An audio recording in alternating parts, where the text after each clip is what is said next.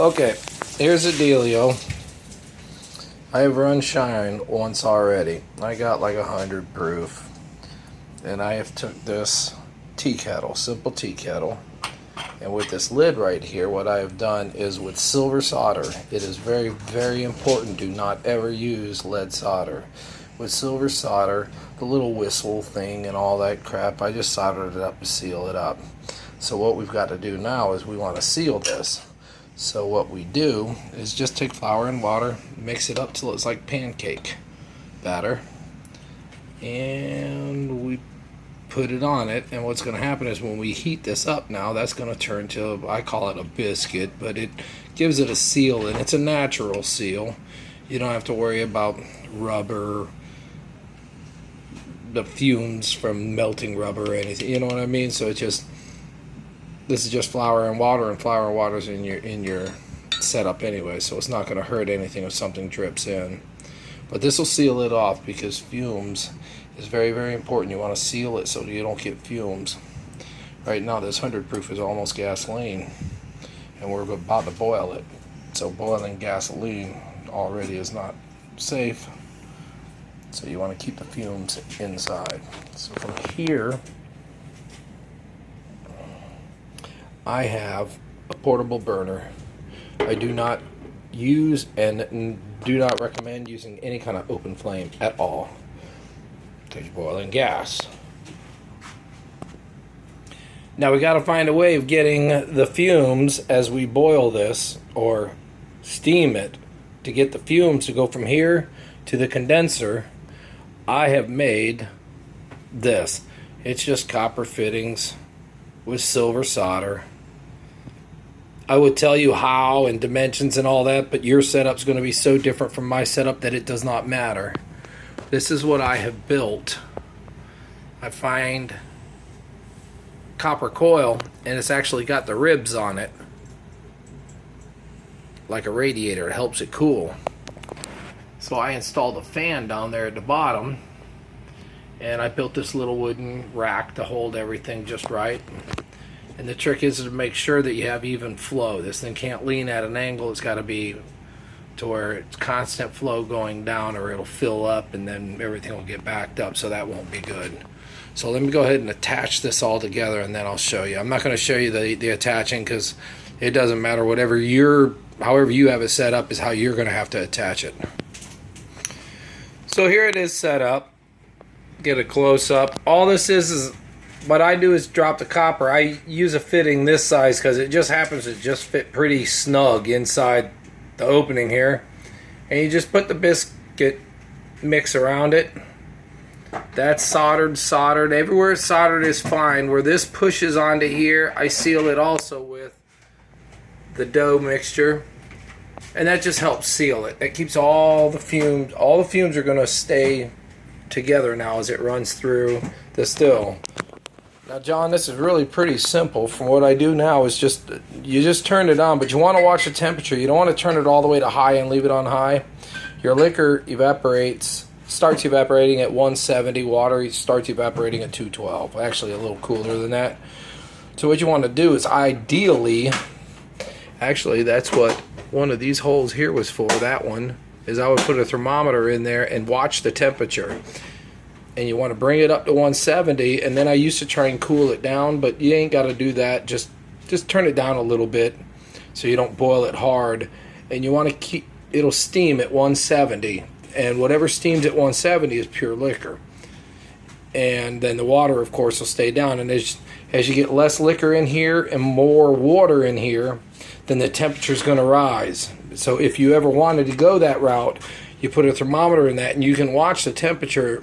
And the temperature will go 170, 180, and then once you start seeing it spike up to 210, you know you're down to just water now, because the liquor, of course, evaporates at 170. And it'll hold 170, 180 until the liquor starts to thin out. So that's pretty much the setup right there. And like I said, I got a handy dandy. I turns my fan on.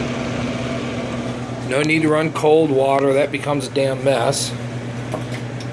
And that turns my burner on. I turn it all the way up just for a few minutes to start getting hot, and then I'll turn it back down, usually about halfway, and then just let it do its thing. and it's just time. That's my main pot there. I use the same burner. That pot with that copper setup, that's permanently in there. And then that end connects to this. So when I'm running my mash, I'll fill that pot up. That takes a lot longer. Hell, that'll take 2 hours just to heat up. And then you'll get your 100 to 150 proof. And then you take your higher proof and you put it in this little bad boy right here. This thing's a steamroller. Within a half hour or an hour, this will be done. And that'll run it 2 times. Running it 2 times redistills it, makes it cleaner, makes it purer, makes it stronger, and it'll also help keep the impurities in there and not in there. And that's your goal. Well, I got you on the horn. This is a mash bucket. See that thing bubbling like that? The reason why you use a bubbler, I got another one going over here. The reason why you use a bubbler is it allows the gases that are being built up in here to escape, but doesn't let germs back in. I could just drill a hole in this bucket, because if you just seal the bucket, it'll explode. It'll pop the lid off. So you want to drill a hole. Well, if you drill a hole, the gases escape. It's a great thing. It's kind of like, it creates gases, CO2, which is it's the same gas that are in your soda, same thing that's in your beer. It creates those gases. But germs will get in. Germs in your liquor is very, very, very bad. You start with a very sanitized bucket, you boil your water. Once you boil your water, you put it in your bucket, and then you add about a bag of sugar and a couple of blended potatoes.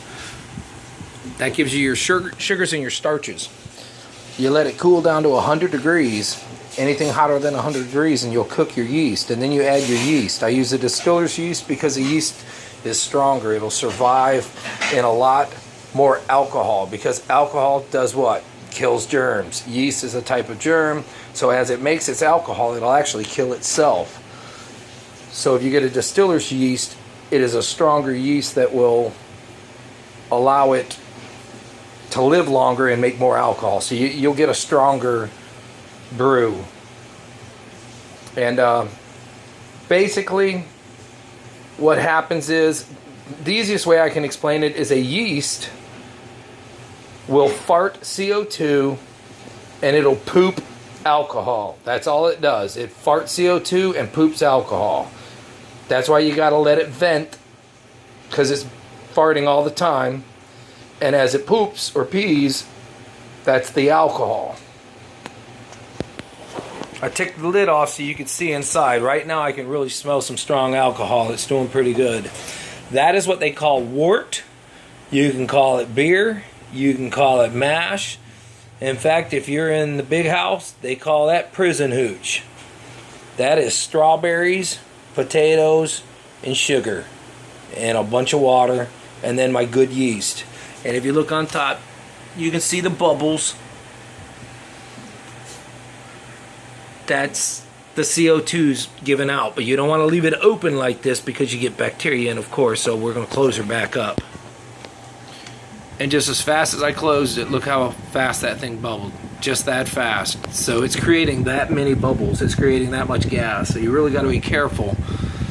If you don't have a ventilating system like this, if you try and just close it off, she's going to pop. We've tried other ways. Trust me, this is only $2. You can even make something as simple as a P-trap. If you understand how a drain works under your kitchen sink, you can make a P-trap do the exact same thing.